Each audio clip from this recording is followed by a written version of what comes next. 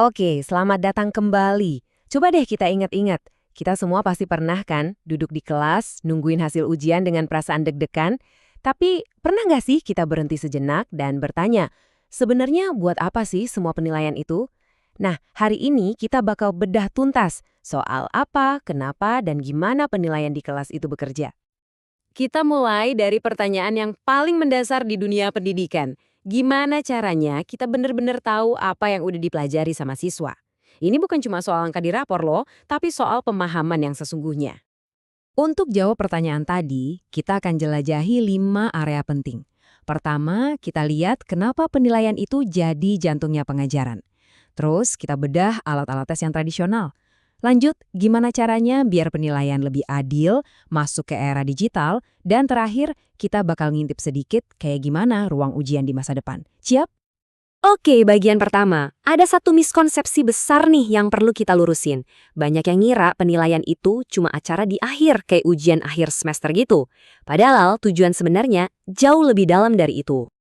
Jadi poin utamanya tuh ini, penilaian itu bukan garis finish.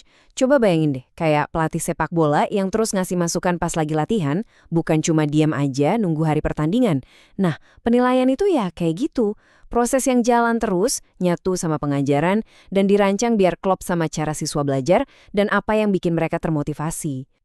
Nah, sekarang kita masuk ke alat-alat klasik yang pasti kita semua kenal banget, yang udah dipakai dari dulu buat ngukur apa yang siswa tahu. Yang pertama, ya siapa lagi kalau bukan pilihan ganda. Cepat, objektif, gampang dinilai. Tapi ada tapinya nih. Metode ini emang efisien banget buat ngetes hafalan fakta. Tapi seringkali kurang bisa mengukur pemahaman yang lebih dalam atau kemampuan berpikir kritis. Terus ada format benar salah yang kelihatannya simple banget. Kuncinya di sini tuh presisi.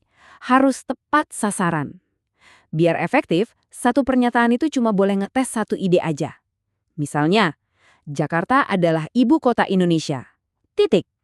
Begitu ada sedikit aja ambigu, tes ini jadi nggak akurat lagi.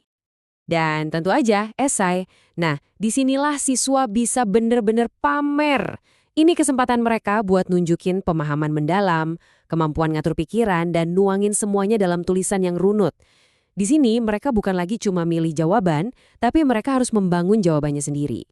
Nah, tabel ini nunjukin dilema klasik setiap guru kan. Di satu sisi, esai itu keren banget buat ngintip isi kepala siswa. Tapi di sisi lain, ampun, ngoreksinya itu bisa jadi PR besar. Butuh waktu lama dan susahnya minta ampun buat bisa tetap objektif dan konsisten dari satu jawaban ke jawaban lainnya.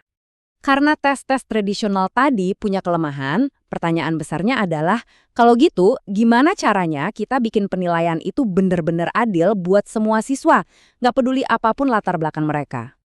Menurut pendidik Geneva Gay, tujuannya itu bukan nurunin standar loh. Justru sebaliknya, tujuannya adalah gimana caranya menilai siswa dengan cara yang nyambung sama latar belakang budaya mereka. Contoh simpelnya, siswa yang seumur hidup belum pernah lihat salju mungkin bakal bingung ngerjain soal matematika tentang badai salju, padahal sebenarnya dia jago banget konsep matematikanya. Strateginya itu konkret banget loh. Ini bukan cuma soal konten, tapi juga soal metode. Misalnya, gunakan variasi metode penilaian. Artinya apa? Artinya kita nggak cuma ngandelin ujian tulis doang. Bisa lewat proyek, presentasi, atau portofolio. Ini ngasih siswa lebih banyak jalan buat nunjukin apa yang mereka bisa, bukan cuma nunjukin jago ngerjain tes. Oke, dari situ kita lompat ke evolusi berikutnya, gimana teknologi masuk dan mengubah dunia penilaian. Teknologi digital itu benar-benar ngubah cara kerja penilaian. Guru bisa bikin ujian dari bank soal, siswa ngerjain langsung di komputer, dan yang paling keren, nilainya bisa langsung keluar. Ini bukan cuma soal efisiensi ya, ini artinya guru punya lebih banyak waktu buat fokus ke hal yang paling penting, ngajar. Jadi intinya apa? Kita lagi ada di tengah pergeseran besar. Kita pindah dari pulpen dan kertas ke dunia digital yang jauh lebih dinamis dan efisien. Artinya, penilaian di masa depan bisa jadi sama sekali beda dari yang kita kenal sekarang. Semua ini membawa kita ke pertanyaan puncak, jadi kayak gimana sih masa depan ruang ujian? Kita mau kemana nih arahnya? Ini dia gambaran besarnya. Masa depan penilaian itu bukan lagi soal satu penggaris yang dipakai buat ngukur semua orang dengan cara yang sama. Bukan. Tapi lebih kayak kotak perkakas yang isinya macam-macam alat. Ada tes, proyek, simulasi, semuanya adil, bervariasi, dan didukung teknologi. Biar kita bisa dapat gambaran yang jauh lebih utuh tentang apa yang sebenarnya udah siswa pelajari. Dan ini ninggalin kita sama satu pertanyaan buat direnungin. Kalau teknologi bisa bikin penilaian lebih adil, lebih personal, lebih efisien, terus tantangan terbesar berikutnya apa dong? Dalam perjalanan kita buat benar-benar ngerti proses belajar, apa sih yang mungkin masih belum bisa diukur sama semua teknologi canggih ini?